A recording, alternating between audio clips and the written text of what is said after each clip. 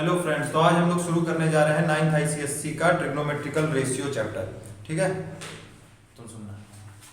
ठीक, अरे नहीं, इसको समझने दो, तुम अपना देखती हो। ट्रिग्नोमेट्रिकल रेशियो इसमें क्या है, तुम्हें बेसिकली इस चैप्टर में ये देखना है कि पहले अभी इस एक्सरसाइज में खासकर जो पहली एक्सरसाइज है 22A, इसमें क्या होगा, एक राइट ट्रायंगल होगा। क्या होगा, देखो राइट ट्रायंगल कैसे बना सकते हैं। एक ट्रायंगल होगा जिसकी एक एंगल 90 डिग्री होगा। ठीक है, ट्रायंगल एक जिसका एक एंगल 90 डिग्री, ये हो जाएगी उसकी वर्टिसेस ए बी और सी।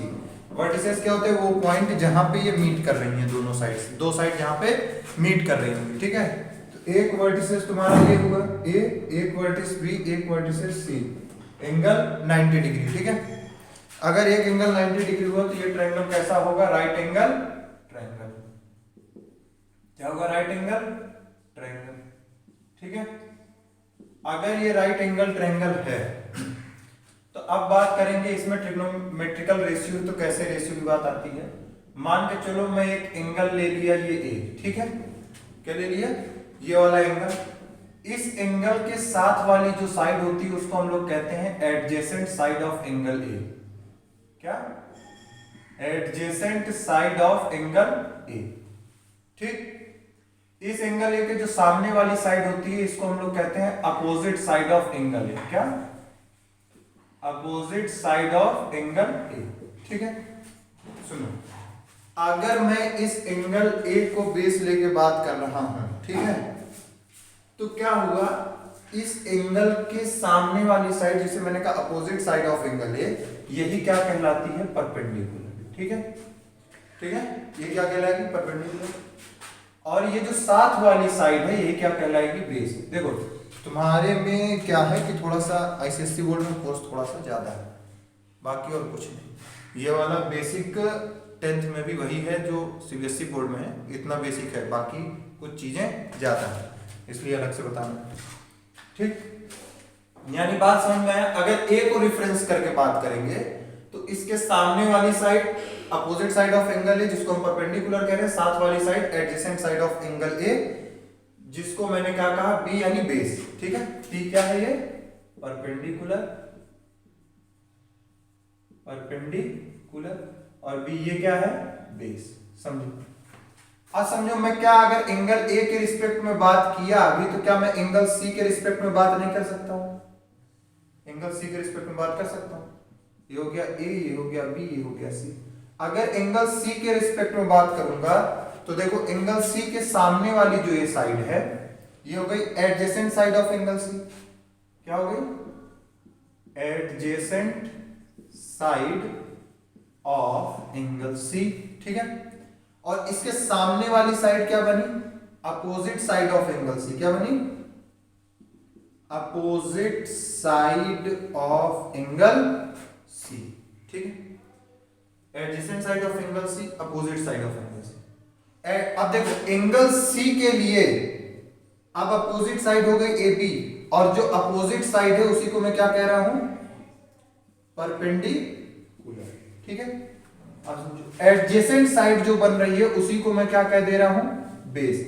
समझो, एंगल अगर ए के रिस्पेक्ट में बात कर रही हो तो परपेंडिकुलर ये, बेस ये, और एंगल सी के रिस्पेक्ट में बात कर रही हो तो परपेंडिकुलर ये वाला और बेस ये वाला, यानी एंगल के बदलने से परपेंडिकुलर और बेस बदल जाएगा।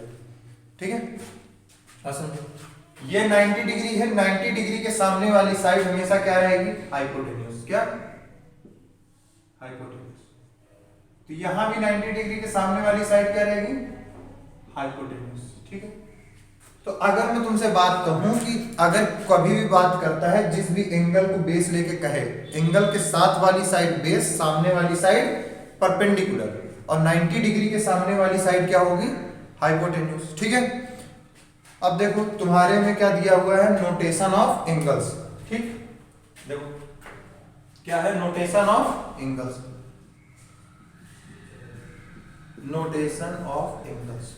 इसको देखो, देखो एंगल को कैसे कैसे दिखाएंगे। ठीक है, हो सकता है अगर ये ए है तो इसको मैं कह सकता हूं एंगल ए।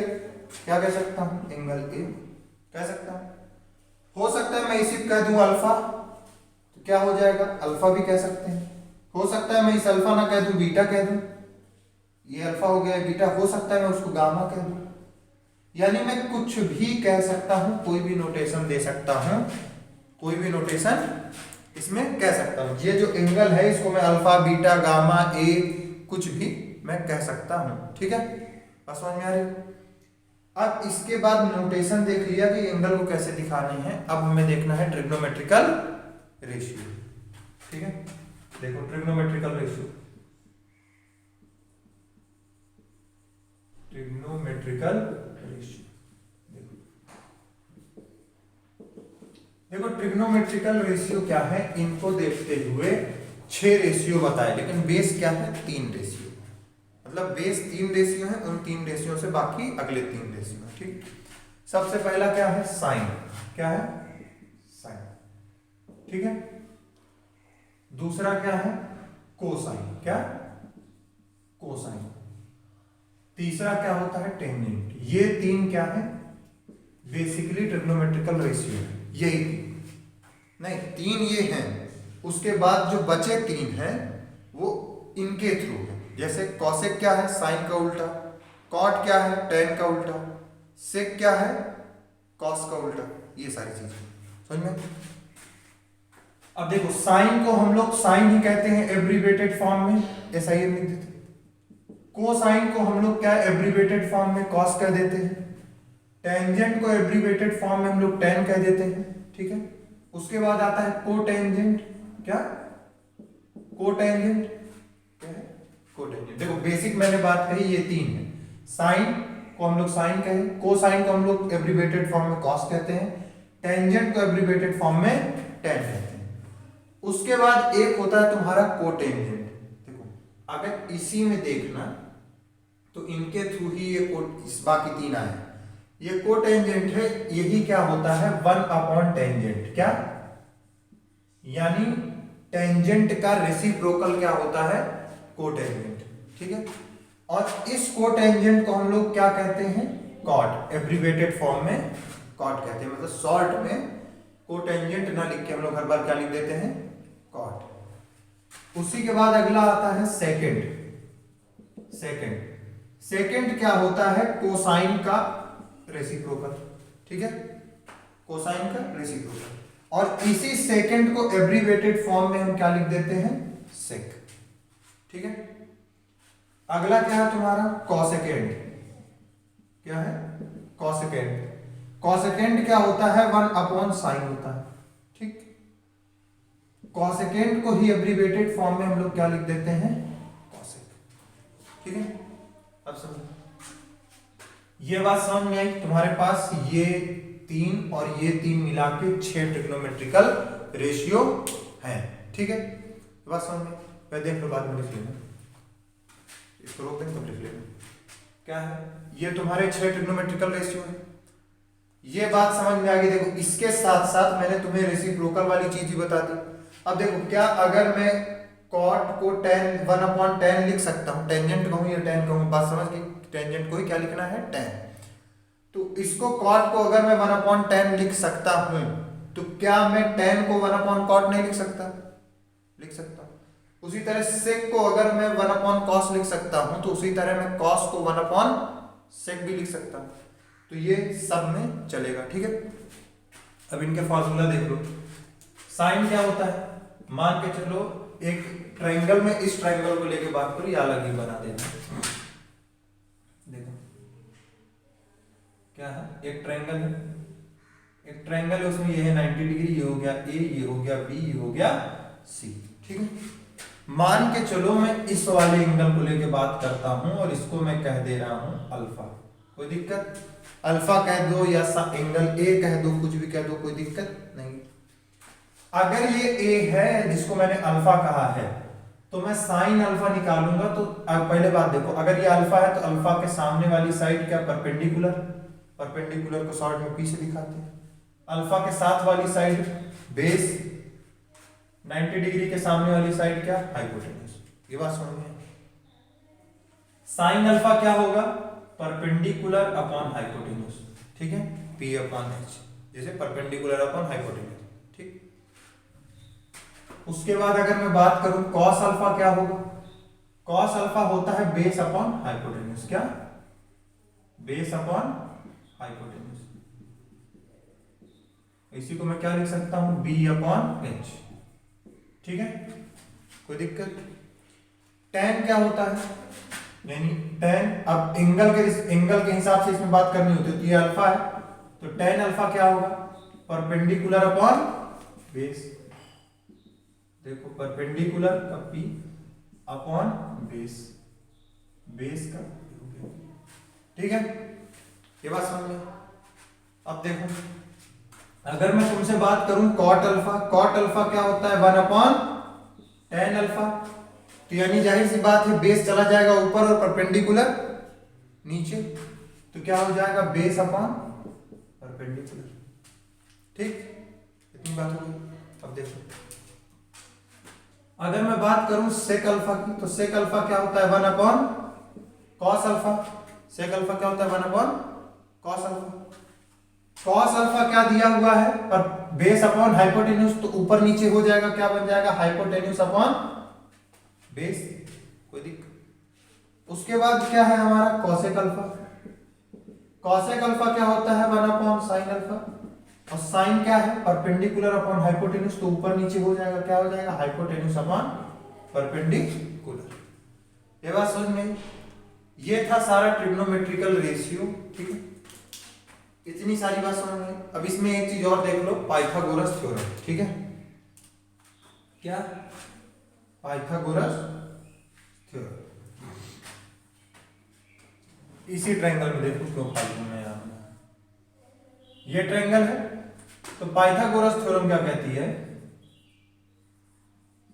पाइथागोरस थ्योरम, देखो पाइथागोरस थ्योरम कहता है कि जो हाइपोटेन्यूज है, ठीक है हाइपोटेन्यूज का square is equals to base का स्क्वायर प्लस परपेंडिकुलर का स्क्वायर, ठीक है तो पाइथागोरस थ्योरम लिख लो क्या है AC का स्क्वायर इज AC क्या hypotenuse is equals to AB का स्क्वायर प्लस BC का स्क्वायर, ठीक है ठीक है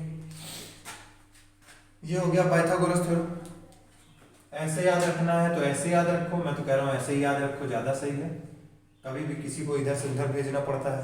मान के चलो अगर तुम्हें AB नहीं दिया ये और ये दिया है तो AB निकल आएगा, ठीक है देखो क्वेश्चन कैसे पूछेगा, मान के चलो तुमको परपेंडिकुलर दे दिया बेस दे दिया, अब फिर कह दिया कि पूरे 6 के 6 ट्रिग्नोमेट्रिकल रेशियो निकाल के बताओ, तो क्या करोगे, अगर परपेंडिकुलर दिया बेस दिया तो पाइथागोरस थ्योरम ट्रायंगल ABC में लगाओगे, हाइपोटेन्यूज की वैल्यू निकालोगे, हाइपोटेन्यूज क्या है AC, हाइपोटेन्यूज की वैल्यू तुम्हारी निकल के आ जाएगी इस फॉर्मूले से। अब तुम्हारे पास क्या है परपेंडिकुलर बेस हाइपोटेन्यूज तीनों वैल्यू है, अगर तुम्हारे पास तीनों वैल्यू है तो इनमें से कुछ भी पूछेगा क्या तुम बता ले जाओगे, भाई ये सब हो जाएगा ना बता ले जाओगे, अगर इसको बता ले जाओगे तो क्या हो जाएगा तुम्हारा पूरे के 6 ट्रिग्नोमेट्रिकल रेशियो निकाल सकते हो। तो इसको एक बार लिख लो, फिर उसके बाद आगे जो है एक और चीज बताऊं,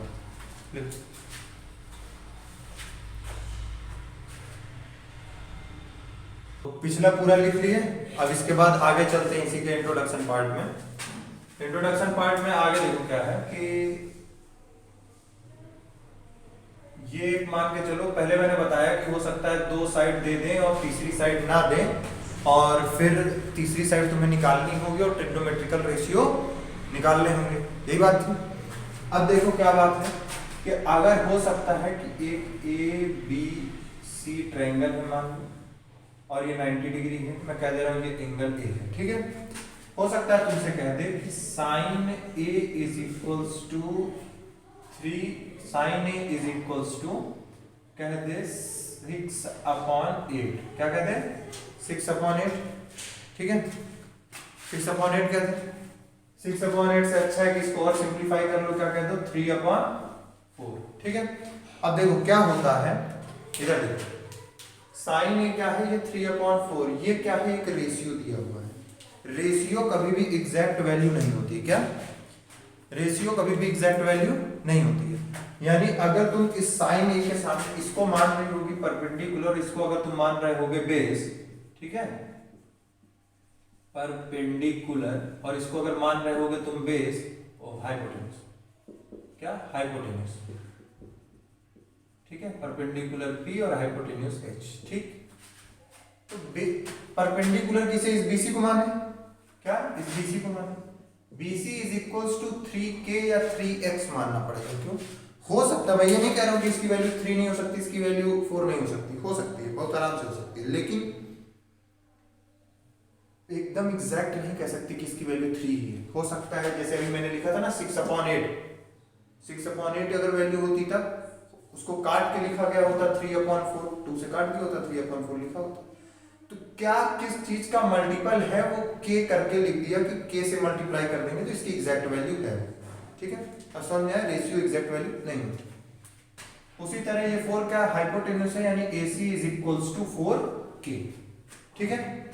अब तुम्हारे पास क्या, ये परपेंडिकुलर गिवन है, ये हाइपोटेन्यूज गिवन है। मैंने कहा था एंगल A अगर लिए हो बेस, अगर इसको रेफरेंस मान रहे हो तो इसके सामने वाला परपेंडिकुलर और 90 डिग्री के सामने वाला हाइपोटेन्यूज, ये बात थी, ठीक है। तो अब मुझे क्या निकालना है, ये AB बेस नहीं दिया हुआ, AB निकालना है। AB निकालना है तो कैसे निकालोगे, देखो क्या हो जाएगा, AC square is equals to AB square plus BC square, Pythagoras theorem लगाएंगे, AC square is equals to AB square plus BC square. देखो AC क्या है, हाइपोटेन्यूज, और हाइपोटेन्यूज कितना है 4K, ये कितना हो गया 4K का स्क्वायर।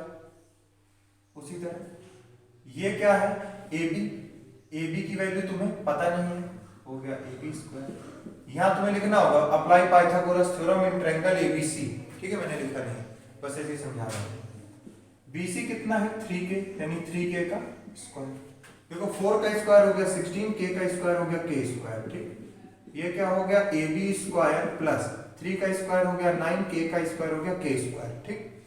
इसको इधर भेजोगे तो माइनस में आएगा, हो गया 16K square minus 9K square is equals to AB square, ठीक।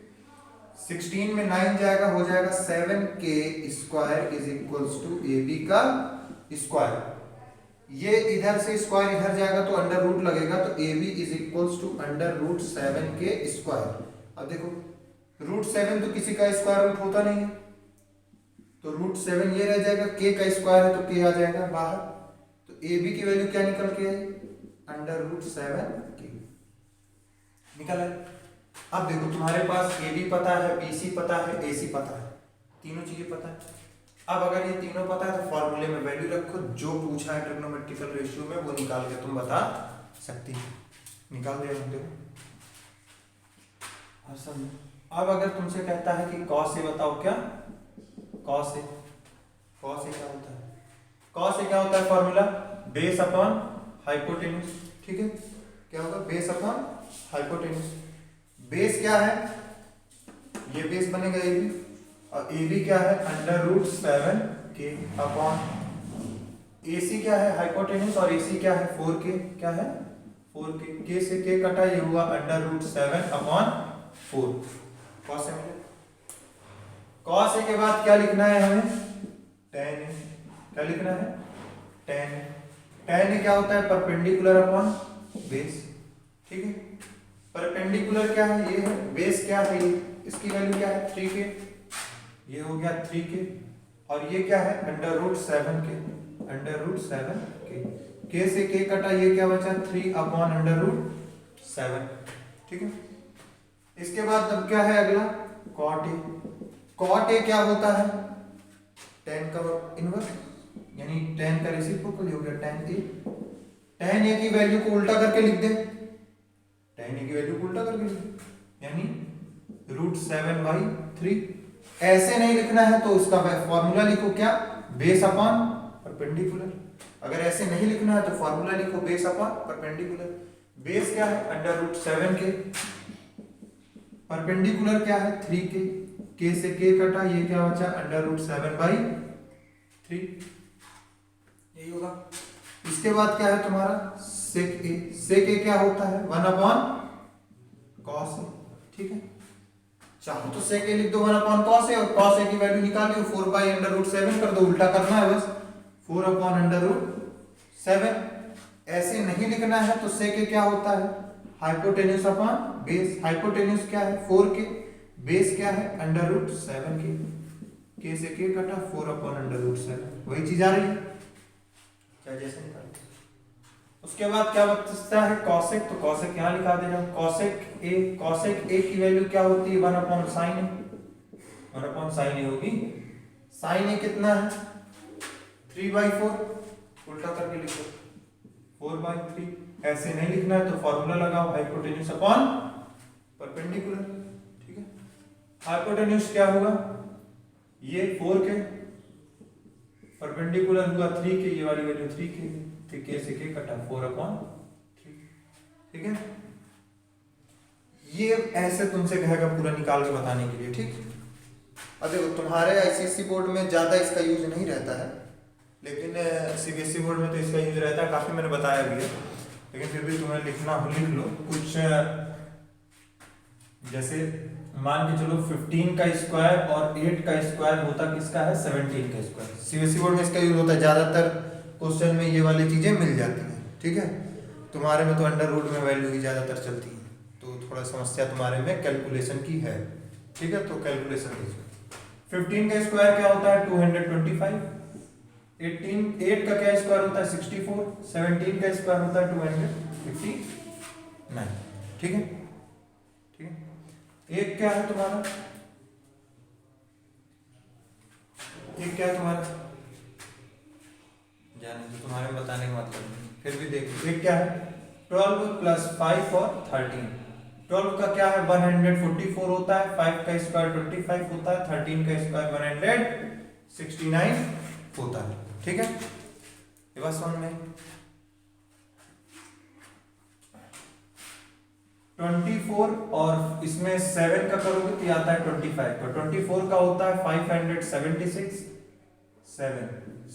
7 का होता है 49, ठीक है। इसका होता है 625। ये तीन थोड़ा सा इंपॉर्टेंट है, इसको देख लेना, ठीक है।